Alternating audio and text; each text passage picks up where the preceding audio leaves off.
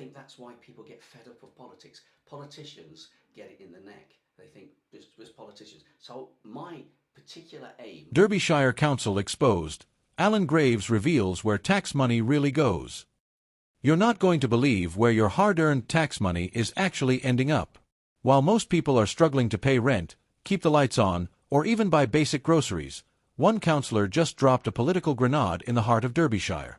Alan Graves, yes, that Alan Graves has just blown the lid off spending habits that many residents had no idea were happening right under their noses. And once you hear the numbers, the projects, and the paper trail, you'll start asking the same question thousands already are. What else are they hiding? Let's break it down. At a heated council meeting earlier this week, independent councillor Alan Graves took the floor, and what followed wasn't just another dull political speech. It was a full-on exposé. With documents in hand, Graves laid out what he described as a pattern of deeply questionable financial choices by the Derbyshire Council. Public money, he claimed, has been quietly funneled into areas that have little to no visible benefit for the people actually footing the bill, the taxpayers. We're talking six-figure budgets for consultancy reports that, according to Graves, no one seems to have actually read. Money poured into diversity training programs, some costing over £50,000 a session, while potholes go unfilled and public transport suffers cuts. And then there's the big one, £1.2 million allocated to a community cohesion initiative that, as Graves put it, has no measurable outcomes, no audited results, and no clear beneficiary. He didn't mince words. This isn't governance, Graves told the chamber. It's gaslighting the public with their own money. The council's response? So far, silence.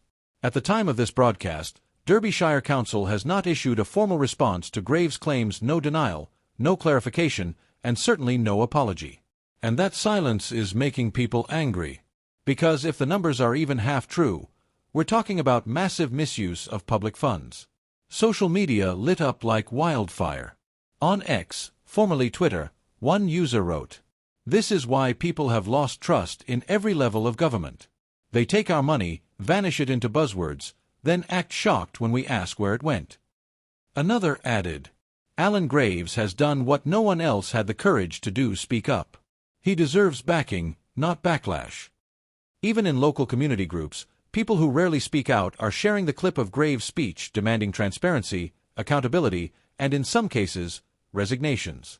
One Derby resident posted, "We've been struggling to get our library reopened. Now we hear they had enough money for luxury consultants and cohesion panels? Disgraceful." This isn't the first time a UK local council has come under fire for questionable spending.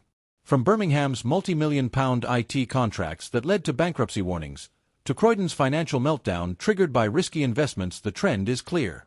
Local councils are playing with big money, and not enough people are watching. But what makes the Derbyshire situation unique is that someone inside the room has finally spoken out, not with vague complaints, but with actual figures, paper trails, and names.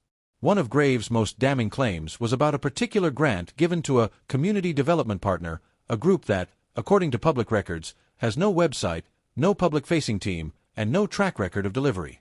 Yet they received £280,000 in funding. Where's the audit?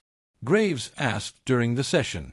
Where's the proof this money went where they said it would? And perhaps more telling, no one had an answer.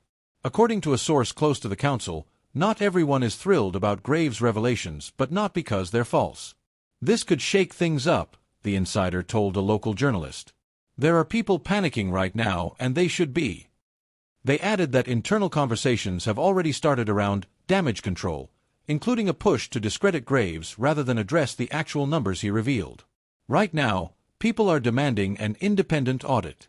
Local advocacy groups are calling for a full public inquiry into how funds have been spent over the last 5 years, not just in Derbyshire, but across several Midlands councils. Petitions are gaining steam, and Graves himself has called for whistleblowers to come forward. "This isn't about me," he said. "It's about how local government is treating your money like monopoly cash while pretending there's no other option but to cut services." This story is still developing. But one thing is certain. The old way of doing things, hiding decisions behind complex reports and bureaucratic jargon, may not fly anymore. People are watching. People are angry. and they're no longer satisfied with slogans, logos, or empty community initiatives that leave no trace but a receipt.